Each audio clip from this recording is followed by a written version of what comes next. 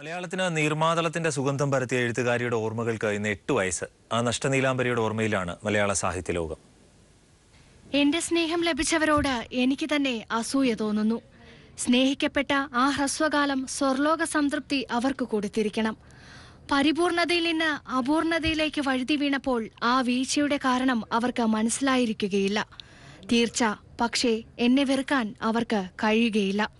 നീർമാതളത്തിന്റെ സുഗന്ധത്തിനൊപ്പം നഷ്ടപ്പെട്ട നീലാംബരിയുടെ നോവും തണുത്തുറഞ്ഞ നെയ്പായസത്തിലെ അമ്മയുടെ ഗന്ധവും മാധവിക്കുട്ടി മലയാളികൾക്ക് പറഞ്ഞു തന്നു. പുന്നിയൂർക്കുളത്തെ തറവാട്ടുപറമ്പിലെ നീർമാതളത്തിന്റെ ഗന്ധം മാധവിക്കുട്ടി ലോകത്തിന് പരിചയപ്പെടുത്തി. കൊൽക്കത്തയിലെ നഗരജീവിതത്തിനിടയിലും മനസ്സുകൊണ്ട് കമല പുന്നയൂർക്കുളത്ത് ജീവിച്ചു. കമലാദാസ് എന്ന പുറം ലോകവും മാധവിക്കുട്ടി എന്ന മലയാളികളും സ്നേഹത്തോടെ അവരെ വിളിച്ചു.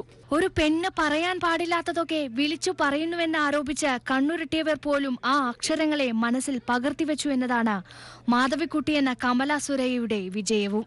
എതിർത്തവർക്കും വൃത്തികേട് പറഞ്ഞ് പരിഹസിച്ചവർക്കും മറുപടിയായി കമല ധീരയായി എഴുതി. എഴുത്തിലൂടെ സ്വന്തം ലോകം സൃഷ്ടിച്ച് അതിൽ അവർ ജീവിച്ചു. ഇത്രയേറെ തീവ്രമായി, ഇത്രയേറെ നൈസർഗികമായി, ഇത്രയേറെ നിഷ്കളങ്കമായി കഥ പറഞ്ഞു തന്ന മറ്റൊരു പെണ്ണെഴുത്തുകാരി മലയാളത്തിൽ പിന്നീട് ഉണ്ടായിട്ടില്ല. എന്നാൽ സ്വന്തം എഴുത്തിൽ പെണ്ണെഴുത്തിന്റെ അപാരമായ സാധ്യതകൾ ഉണ്ടായിരുന്നിട്ടും അതിന്റെ പേരിൽ സ്വയം ആഘോഷിക്കാൻ മാധവിക്കുട്ടി ശ്രമിച്ചിട്ടില്ല. ശുദ്ധ സംഗീതം പോലെ സുന്ദരമായ ആ യാത്ര അവസാനിക്കുമ്പോൾ മലയാളികൾ തിരിച്ചറിയുകയായിരുന്നു, നീർമാതളങ്ങൾ ഇനി പൂക്കില്ലെന്ന്, എന്റെ കഥകൾ ഇനി ഉണ്ടാകില്ലെന്ന്. അവർ ശാന്തമായി ഉറങ്ങുകയാണ്. News desk.